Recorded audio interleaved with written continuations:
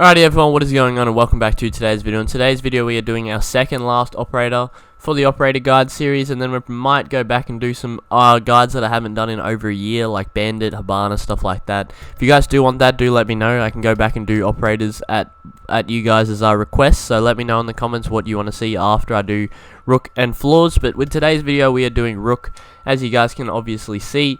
Obviously this probably won't be as long as the other ones because there's really not as much to talk about. I'll do his weapon review, his operator strategies, but in terms of his gadget utilization, there's not much to talk about, which we'll get into when we get into it. But with that said, if you guys do find this video enjoyable, make sure to leave a like, drop a sub and notification bell, and also make sure to come check out my Twitch streams. Links in the description down below. I stream there every day. I'd love to see you guys there. And with that said, yeah, I hope you guys enjoy this video. I hope you find it useful. If you don't, let me know. If you do, let me know. I'd really appreciate the feedback. And any type of comment you can leave really does just help with the algorithm. It helps with my with improving my videos. It helps with anything. So hope you guys enjoy this video. Let's get into it. So as always, we're going to start off with the weapon review, then we're going to move on to the gadget utilization and finish off with the operator strategies. So without further ado, let's get into the weapon review. Now, in terms of loadout, Rook does have quite a question, like a, I don't even know what the word is, an arguable loadout. Like a lot of people prefer different things. You'll find the most commonly utilized weapon in Rook's loadout is the MP5. Obviously, this is probably the go-to weapon that I would, well, not probably, this is the go-to weapon that I would recommend that you play. It is the MP5 submachine gun, short to medium range submachine gun, high rate of fire and mobility, favored by the GIGN. 800 rounds per minute, 27 damage per shot. This thing is, compared to Doc, this has the 2x scope, which Doc does not have access to. So, this is an improvement on Rook's behalf, where if you want more range in your anchor, Rook is the person you want to play. It's because he has that access to that 2x scope. Basically, everything else on the MP5 is exactly the same besides the scope compared to Doc. And when they both back had ACOG, I definitely would have recommended that you play Doc. That was my dog, if you heard that, my apologies. But with that said, I think the MP5 is still definitely one of his top weapons. And, well, not definitely. I don't know why I keep saying this. MP5 is his top weapon. Use the MP5 if you play Rook. Simple. But his other alternatives are the P90 submachine gun on 22 damage on a 970 rounds per minute fire rate. So as you can see, the main difference here is it has a lower damage count, but it has a higher fire rate. Obviously this evens out, and you'll find that this weapon isn't actually that bad, but compared to the MP5, it just kind of gets shadowed.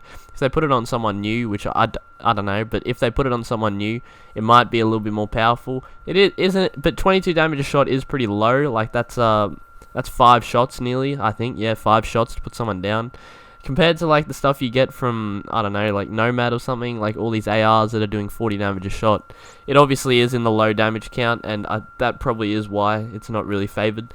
And the MP5 is really not any different, but it's just the consistency, recoil, everything on the MP5 is just really good.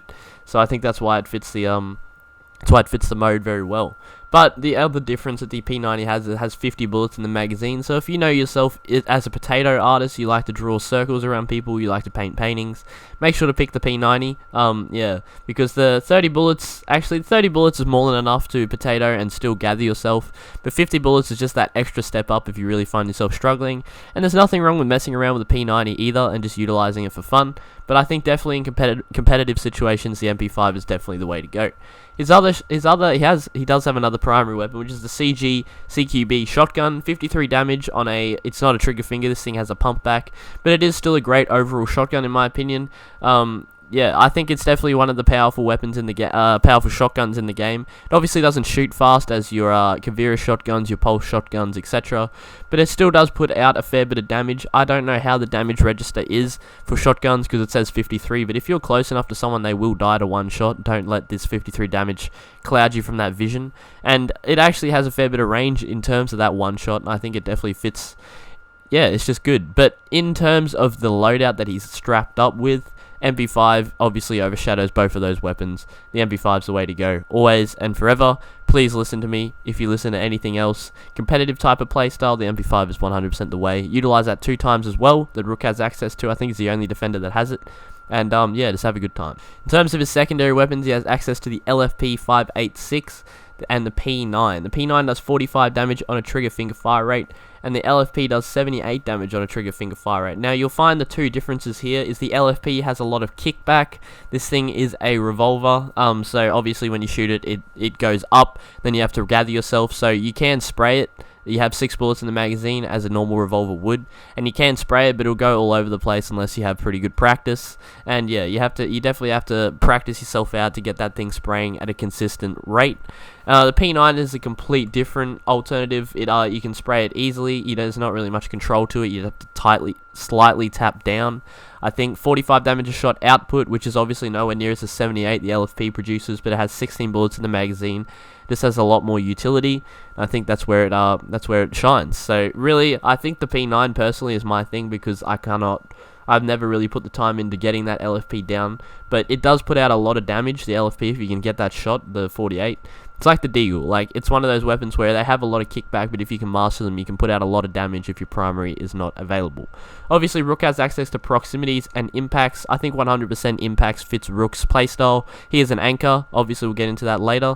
And I think when you are playing an anchor, you want to have your rotations. So if you want to anchor around, rotate, do it yourself. Use the impacts that you have in your arsenal and do it yourself. You'll be completely fine, and then you have your whole anchor situations sorted. So that's Rook's weapon loadout. Now we're going to get into his gadget utilization. Now this is going to be the very short part of the video, because there is absolutely nothing to talk about. If you didn't know already, Rook has access to I believe it's called an armor pack, yes. Drops a supply bag full of armor plates for his team to use. That's all it is. So when you spawn in, if you're actually at your controller, or whenever you're at your controller, you press RB, you hold X, you put your assault pack down, and then you go up, and then you and all of your teammates, or the enemy if you wish, can go up to it and pick up Rook armor, which is an assault pack that allows you to take less damage per bullet, unless if you're hit in the body. If you're hit in the head, you die. It doesn't just because the video, his little operator video, shows him getting shot in the head by an LFP. It doesn't work. It does not work. I don't even know if he gets shot in the head. I think he gets shot in the high body, but it doesn't protect you from your head, but it does output less damage from bullets. That is its purpose when someone puts it on, and that's pretty much all there is to it. That's all there is to the armor pack. I can't give any strategies to utilize it. That's all there is. In terms of his operator strategies, I think we can go over this a little bit more in detail than the gadget utilization. He is a anchor. I think a lot of people will disagree with that due to the fact that he has that 2-time scope. They're going to be like, I'm going to go spawn peek, motherfuckers. Fair enough, but I think you definitely need to consider the fact that he is a 1 speed 3 armor, which most of the time, in basically any other operator's case, Maestro, etc., you probably find yourself agreeing that they should be anchors. Most 1 speed 3 armor operators have gadgets where you can utilize them on the site. Rook is kind of an outlier there, because he puts his gadget down and then basically his role is fulfilled, so he can do whatever he wants.